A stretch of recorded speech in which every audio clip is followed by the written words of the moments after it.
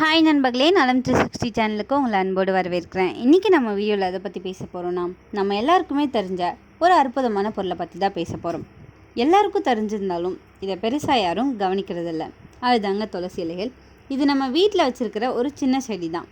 உண்மையிலேயே இது ஒரு மருந்து களஞ்சியம் மாதிரி. நந்தவனத்தில் எத்தனை செடி இருந்தாலும் அது நந்தவனம் ஆகாது. அதே நேரத்தில் ஒரே ஒரு துளசி செடி மட்டும் இருந்தால் அது நந்தவனம் ஆகிடும் அப்படின்றது தான் வேதம். துளசிக்கு இன்னொரு பேர் இருக்குது, அதுதான் பிருந்தை. 300க்கும் மேற்பட்ட துளசி வகைகள் இருந்தாலும் வெண்துளசியை தான் நம்ம அதிகம் பயன்படுத்திகிட்ருக்கோம். இந்த துளசி தான் மூலிகைகளோட அரசின்னு சொல்லப்படுது. இந்த துளசி இலை ரொம்பவே நல்லது, அதை சாப்பிட்டா சளி போயிடும் அப்படின்னு ஒரு வார்த்தையில் சொல்லி அலட்சியப்படுத்த நான் விரும்பலை. இந்த துளசி கட்டுப்படுத்துகிற நோய்களோட எண்ணிக்கை 1000. அதனால தான் இதை மூலிகைகளோட அரசி அப்படின்னு நம்ம சொல்லிட்டு வரோம். ஆனால் ஒரு விஷயங்க, நம்ம எப்போவுமே கேட்குறது துளசி நல்லது நல்லதுன்னு தான். ஆனால் அது எப்போ பாதிப்பு தரும் அதையும் நம்ம தெரிஞ்சுக்கணும் இல்லையா?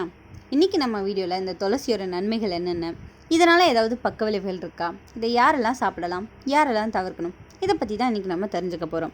அதுக்கு முன்னாடி நலம் 360 சேனலை சப்ஸ்கிரைப் பண்ணாதவங்க சப்ஸ்கிரைப் பண்ணிக்கோங்க. மறக்காமல் பக்கத்தில் இருக்க பெல் ஐக்கானை ப்ரெஸ் பண்ணிக்கோங்க. வாங்க வீடியோக்குள்ளே போகலாம்.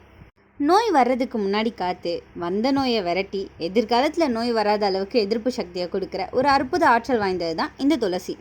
நம்ம நினைக்கிறது போல் நோய் நிவாரணி மட்டும் இல்லைங்க, சுற்றுச்சூழலையும் இதோட பங்கு மகத்தானது. காற்றில் உள்ள கார்பன் டை ஆக்சைடை கிரகித்து ஆக்சிஜனாக வெளியேற்றும் அற்புத பணியை இது செஞ்சிட்ருக்கு. இந்த பணியை பெரும்பாலான தாவரங்கள் செஞ்சாலும் துளசிக்கு மற்ற தாவரங்களுக்கும் நிறையவே வித்தியாசம் இருக்குது. துளசியில் உள்ள மருத்துவ குணம் வாய்ந்த பொருட்களால் வளிமண்டலத்தில் உள்ள புகைக்கிருமிகள் போன்ற மாசுக்கள் சுத்திகரிக்கப்படுது. அதனால் சுத்தமான காற்று கிடைக்குது. துளசி அதிகமுள்ள இடங்களில் கொசுக்கள் வரவே வராது. துளசி அப்படின்னு சொன்னால் அதுக்கு நிறைய வகைகள் இருக்குது. ராம துளசி பச்சை நிறம் மென்மையான இலைகளை கொண்டிருக்கும். கிருஷ்ண துளசி கருப்பு நிறமாக இருக்கும், சுவை கொஞ்சம் காரமாக இருக்கும். எந்த துளசியை எடுத்தாலும் கிட்டத்தட்ட ஒரே மாதிரி குணங்கள் தான் இருக்கும். ஆனால் சிலர் கருப்பு துளசியை அதிக சக்தி வாய்ந்ததாக சொல்கிறாங்க.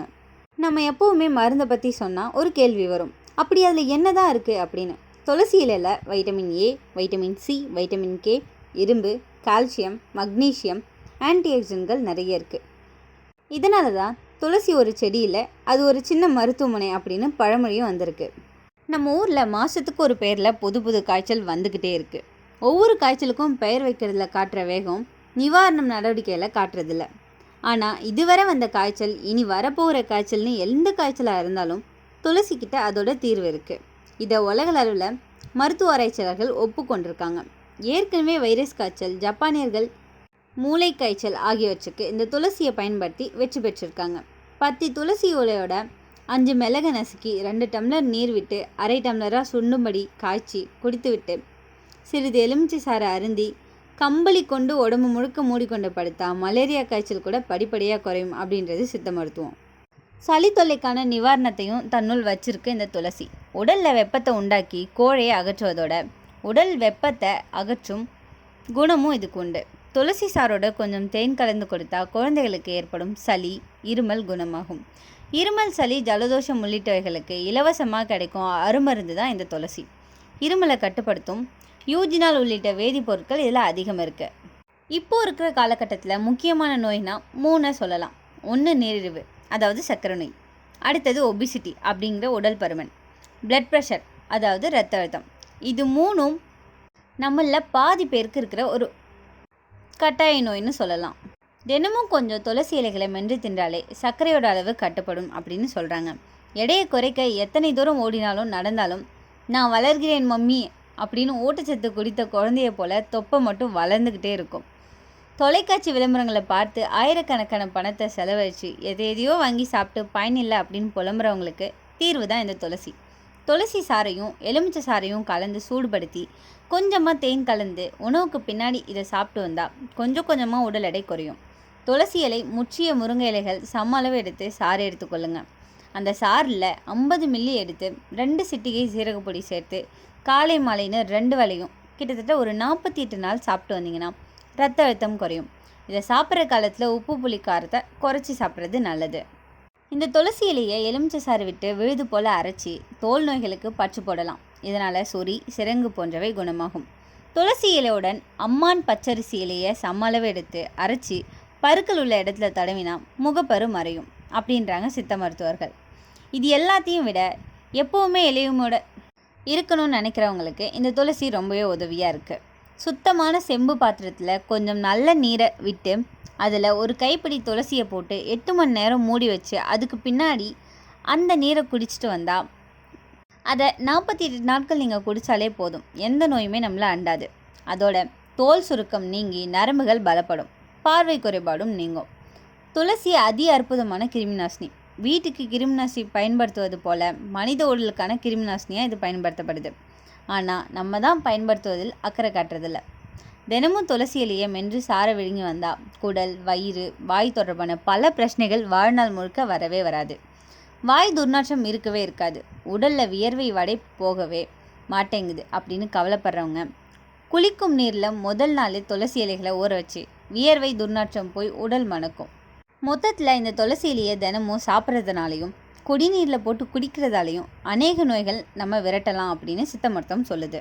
உங்களுக்கு சளி இருமல் இருந்தால் அம்மா என்ன செய்வாங்க, உடனே துளசி இலையை எடுத்து கஷாயம் பண்ணுவாங்க. அது குடித்தா உடம்பு சூடு பிடிக்கும். சளி கரையும், ஆஸ்துமா, மூச்சு திணறல் இருக்கும்போது கூட துளசி சாறு ரொம்பவே உதவியாக இருக்கும். துளசி இலைகள் நம்ம உடம்புக்கு சீனியர் பாதுகாவலர். வைரஸ், பாக்டீரியா எதுவாக இருந்தாலும் தடுக்கும். அதனால் சின்ன பிள்ளைகளுக்கு தினமும் 2லேருந்து 3 இலைகள் கொடுத்தா குளிர் காய்ச்சல் எளிதாக வராது. ஸ்ட்ரெஸ் அதிகமாக இருக்கா, வேலைப்பளு, படிப்பு ப்ரெஷர், துளசி தேநீர் குடிங்க. மன அமைதி தரும், கவலையை குறைக்கும், தூக்கம் நல்லா வரும். அது நம்ம பிரெயினுக்கு ஒரு ரிலாக்ஸர் மாதிரி வேலை செய்யும். சாப்பிட்டதும் வயிறு வலிக்குது, வாயு அதிகமாக இருக்கா, துளசி சாறு குடித்தா போதும். அது குடல் வலி, அஜீரணம், வாயு தொல்லையை குறைக்கும், பசியை தூண்டும். நீரிழிவு நோயாளிகளுக்கு துளசி ஒரு நல்ல துணைன்னு சொல்லலாம். இன்சுலின் சுரப்பை தூண்டுது அப்படின்னு சர்க்கரை நோய் போயிடும் அப்படின்னு இல்லை, ஆனால் லெவலை பேலன்ஸாக வச்சுக்க இது உதவியாக இருக்குது. இந்த துளசி இதயத்தில் நல்ல பாதுகாப்பை தருது, கொலஸ்ட்ராலை குறைக்கும், ரத்த அழுத்தத்தை சீராக்கும், இதயம் ஆரோக்கியமாக இருக்கும். துளசியோட ஜூஸ் முகத்தில் போட்டால் பிம்பிள், பிளாக் ஸ்பாட்ஸ் குறையும். துளசி பவுடரை முகமூடி மாதிரி போட்டால், அதாவது ஃபேஸ் பேக் போட்டால் ஸ்கின் ஃப்ரெஷ் ஆகும், முகத்துக்கு பளபளப்பை தரும். பல்வலி, ஈறுநோய் இருந்தால் துளசி நல்ல பலனை தருது.